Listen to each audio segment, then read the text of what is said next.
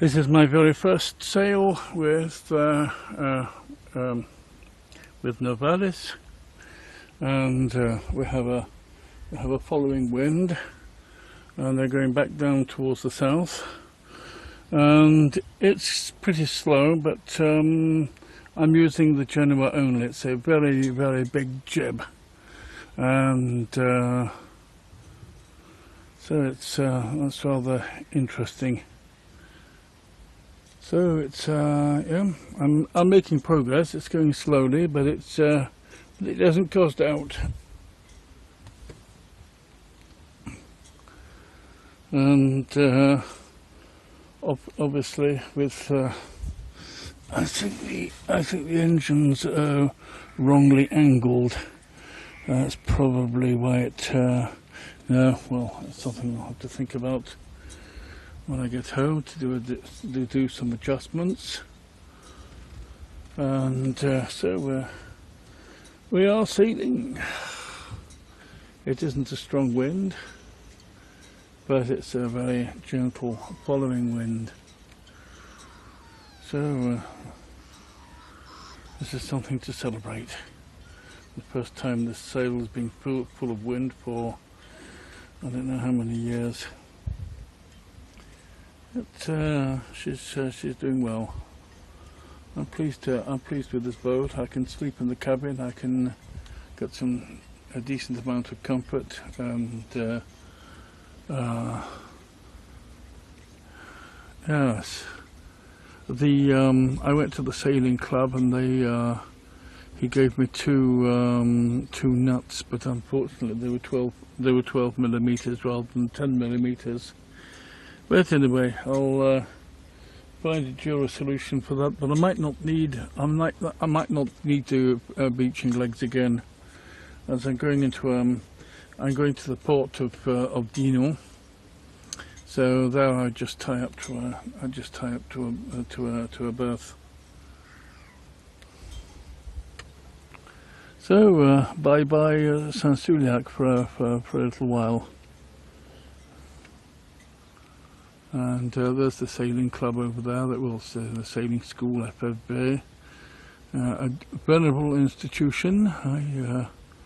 That was my first port of call when I decided to learn to sail, and they did me I have very many fond memories of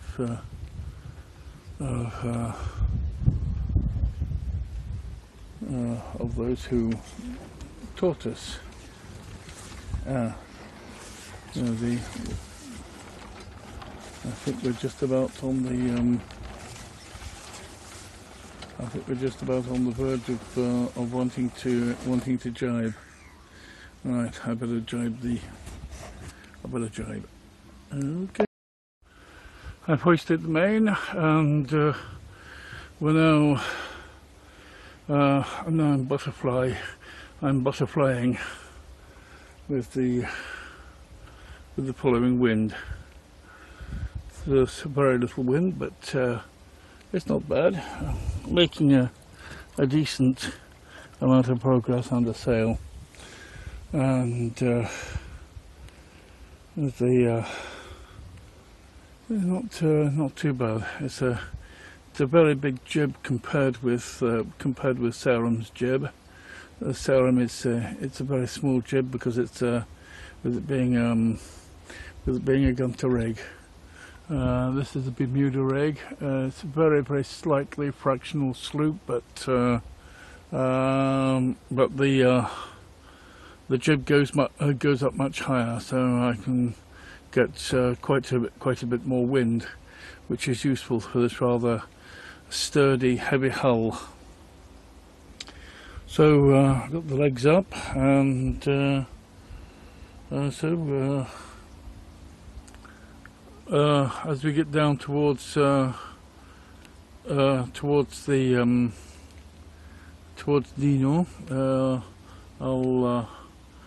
I'll give a little bit of an update.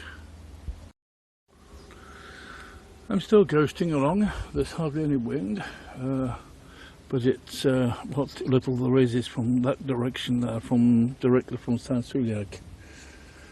So I have the jib and the main on the same side, which shows that I'm in a full reach rather than the following wind. Lovely little headland. Don't want to get too near there. Might puncture my hull, and have to look out for, well, the tide's coming in, so it's getting better and better. A couple of guys over there fishing. See the first of the two bridges, and nice thing about these bridges, you can sail under them no problem, and they're very, very high bridges. And then there's a bridge, a very high bridge that's going towards Dinan, and then when you get into Dinan, it's the first low bridge, and obviously I can't get under there unless I demast, and then the question is, what for? Well, a little bit of I haven't really all the. Well, she seems to be very, very solid in the water, as her reputation precedes her. Another little village there with a church. And when I come out of Dinan tomorrow, yes, the high tide should be a little bit later, so that I should be able to get out at the right time. Oh, there's got a little bit of a little bit more wind, but I think it's being funneled by the headland, which will make me go a little bit faster. But I don't want to go too fast because I need enough water to get down that channel towards the deep Rance. So I mean, if I have to wait somewhere, I can wait, but it's boring to wait. Little two must catch over there. Can't see very much of it. You won't be able to see any more of it. Right, so I'll knock off here. Coming past the headland, I got into a little wind shadow, so I put on the engine a little bit. I had to get on. Funnily enough, we look as if for an hour I'm going to be in a broad reach, so I'm going to have to trim the sails. One thing I learned at a gliding school almost 50 years ago, in the 1970s, I had 1 week's gliding with a friend in Yorkshire, up Sutton Bank. A wonderful place to go flying and gliding. And the sky, the atmosphere, the Earth's atmosphere, has waves just like on the sea. And the interesting thing is I can see the tiny little waves of the wind coming from that direction, and I can see the same kind of waves in the cloud. That shows that the atmosphere behaves just the same way as water does. Absolutely, it's an absolutely stunning thing about God's creation. The firmament above, the firmament below, all these images in the book of Genesis. Well, we call them by different names with our scientific knowledge, but the wonder remains the same. This is one for Bishop Damien Mead. This is my stateroom with the galley over there on the port side. Some clothes in a bag, personal stuff up on the shelf, and my bed. And there's a toolbox under the step. So it's a bit cramped, but I slept well in there last night. I was on the trailer, and And of course now we're on the maiden voyage. There's Rance, where I launched the boat this morning. It's a big building that used to be a mill, and I'm not sure what it is now.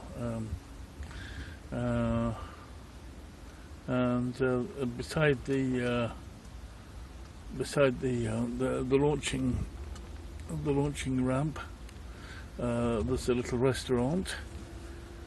And this morning I was just in time to launch. I had to submerge the trailer, which means that every time I use the trailer, the trailer will have to be thoroughly hosed down and washed, especially the wheels and the hubs and everything.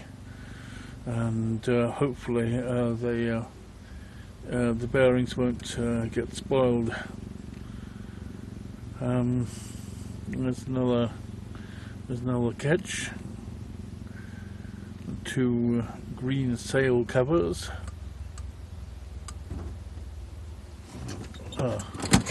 Just jibed again, but when in such negligible wind, it can jibe as much as it wants, as long as I see the boom coming, and I just duck my head a little bit, because it just about touches the top of my head. It's much different than the dinghy. A series of port channel buoys. So I'll keep in between the to the right of the port channel buoys. Usual rule is the red to port and green to starboard when you're going in towards the final port. So that's the usual rule for that. Doesn't take any great intellectual prowess. So there's the ramp, and there's a kind of pool next to the ramp, nowadays used by children to paddle in. I don't know what its original purpose was. Anyway, I better shut up and save a bit of time. This is a lovely little place where I stopped to a serum. Oh, better keep on course.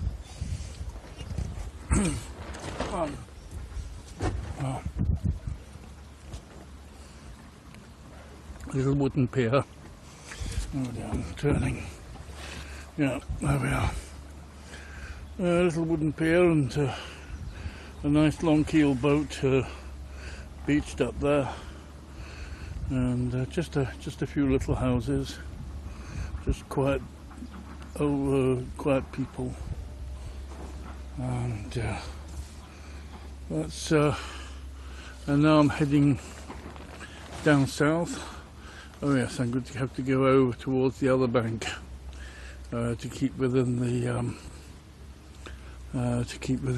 channel. Can't see any starboard buoys. Anyway, so I'll just follow the port buoys. I give the motorboat room to pass by.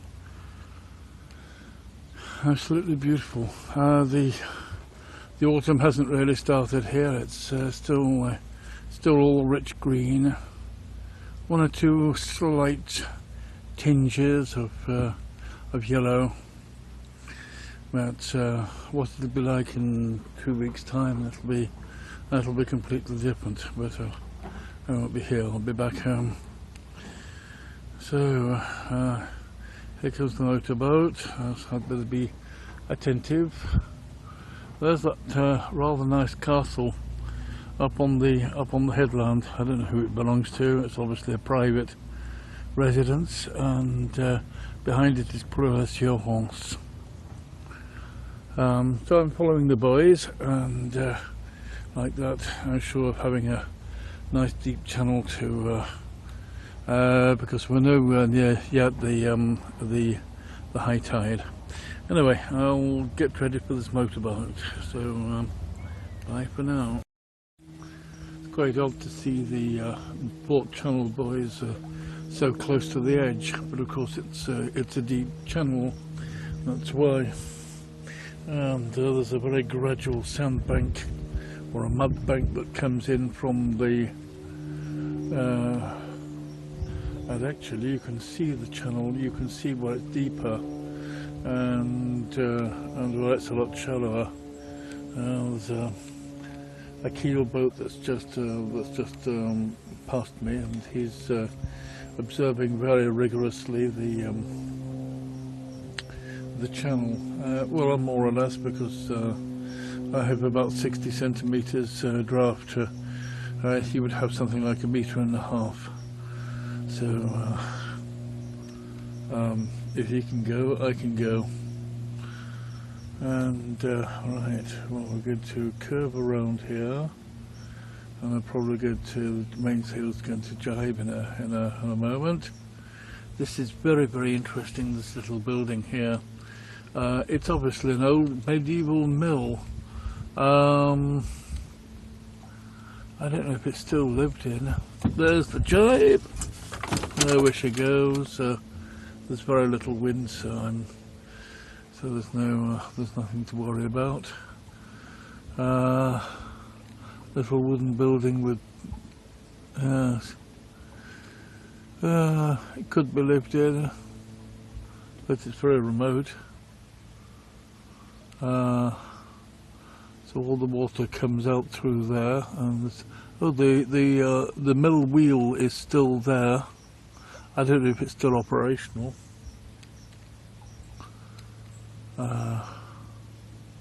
There's the wall that contains the tributary coming into the Rance. Ah, good. We've got both sails full on the same side. Yes, I can feel it on my wind on my right here. It's I'm in a full reach. It's very subtle because the oh gosh. So I'm going to have to change sides. There's a red buoy in the middle, so I'm going to have to. I find that difficult to believe, but I'm going to believe it.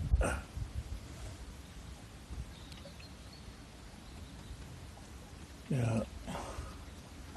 Well, the tide's coming up, so if I run aground, I won't have long to wait to get off whatever it is.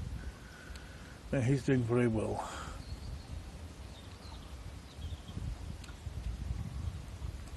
Right. Ooh, rather nice little chateau up there in the gap. Very, very distinguished. Okay, so I'll leave off here. There's not very much else to show.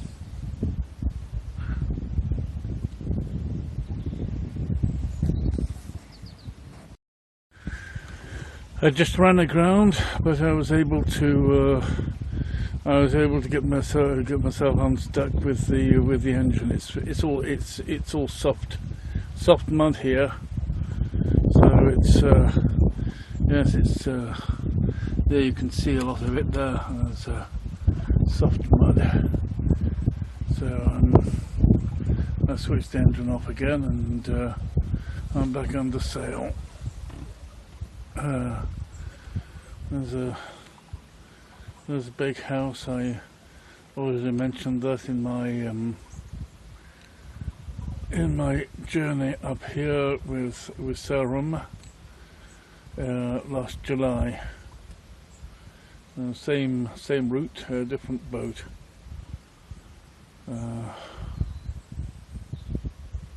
Different purpose too.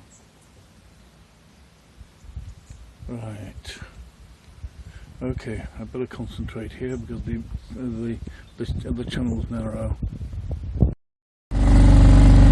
I've just come through the lock, which is behind there, and there were a few of us few boats in the lock, and there's that bridge there. I was amazed to get under it with my mast, but and of course they opened the bridge for boats with very heavy, high masts. So, and all these boats have their masts up. There's only that boat behind me who's demasted for some reason. So they're stopping here. I'm going to go down to Dinan, and it's a very completely different environment. We're inland here. It's no longer the sea. So it's and the bank's completely different. It's a river now, and some young people doing some canoeing. This one's going with amazing speed. He's going faster than I am, which isn't surprising. Actually, this is the same towing machine as I had on the other boat. They propelled this boat up beautifully. So here we go, towards Dinan, and I'll do another shorty when I get there. Oh, this guy's going really quickly. It's amazing. This is absolutely beautiful under the trees and the forest around us. And then you can feel the coolness. The evening coolness is already beginning to draw in as the hour advances. I think it's around about 5 in the afternoon, so it's not too bad. Just a tiny bit more engine before it stalls, and there's a nice little spot where people can stop, and the wall's a bit high, but it's doable if I have to come back here if I don't find anywhere to spend the night at Dinan. Oh, there's a little slot there by the slipway, and there are maybe other places as well. So at least I know I can come here if I'm got a bit more engine before we stall.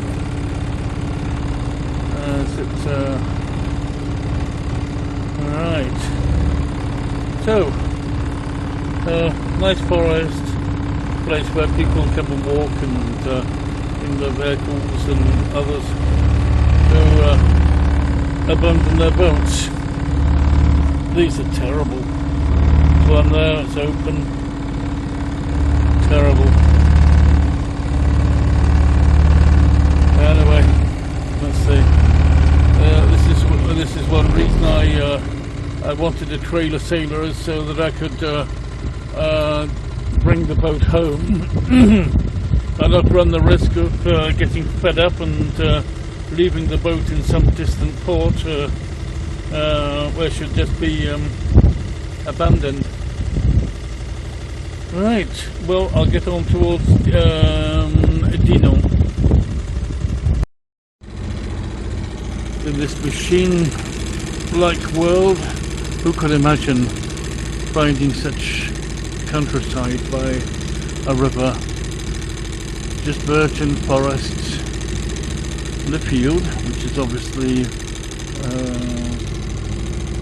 part of a farm,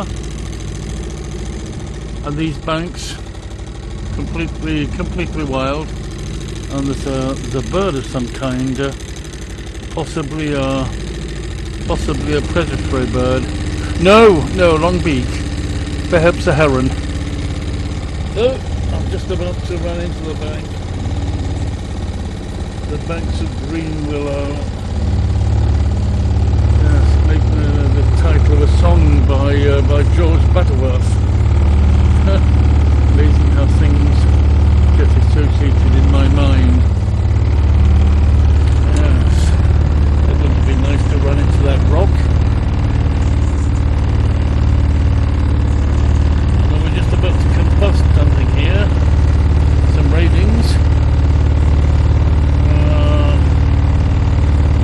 buildings that are in bad condition are often intriguing. I came past this place in July. I'm wondering if it's no, it's no, I think it's the outer boundary of some big shot's property up on the top of the hill. This is absolutely beautiful. There's the sun is still shining over the top of the trees. It rather reminds me of the Mayenne, but much bigger. And of course here you can use an engine. So I have my little sculling oar, but I don't think that would get me very far.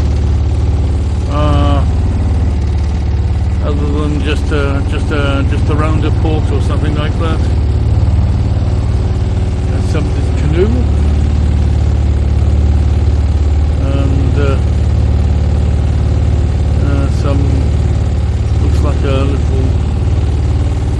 little boat upside down. Yeah, a little tender. There's more of the railings and the smell is absolutely. That's one thing I can't transmit by video. The smell of these trees and the leaves and the soil, absolutely sublime. And these natural banks. Right, I'll leave off until I get closer to Dinan. And here we arrive in Dinan. You can see the church tower over the top, and there's another tower. I don't know what it is. That's some factories and so on, but it's a lovely medieval town when you get right into it. As I say, I was here in July, not with the same boat. I was here with the Sarum, the Zep dinghy. Now I'm here with the mighty Capital Novalis. Here we are. I've just moored at Dinan, and I'm going to go and see if I can find the Capitainerie. And I think I should be able to have electricity, and then I'll have an electric lamp this night, and also the possibility of recharging a recharger. But I've still got two other rechargers, so there's no real problem. But here we are at Dinan, where I was last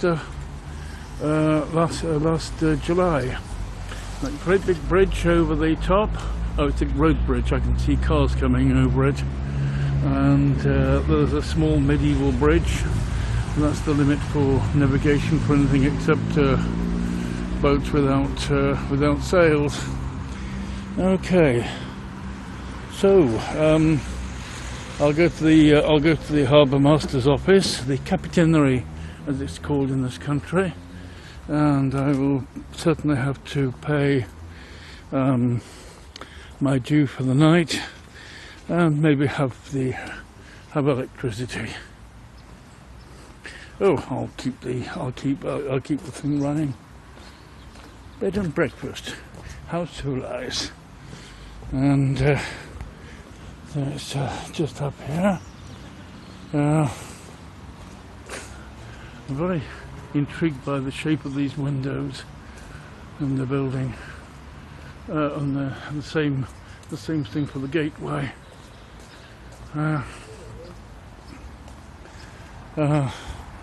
This is where I stopped last July with the with Sarum, but I think I was just lucky to get away with it. This time I'm doing things properly. Right.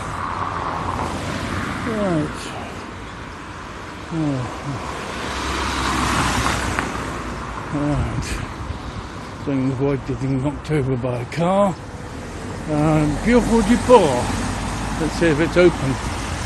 If it isn't open, my night is free. If it is open, I'll have to pay something. Right.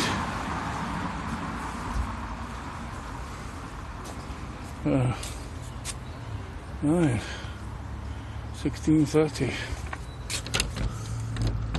And it's actually closed, so my night is I'll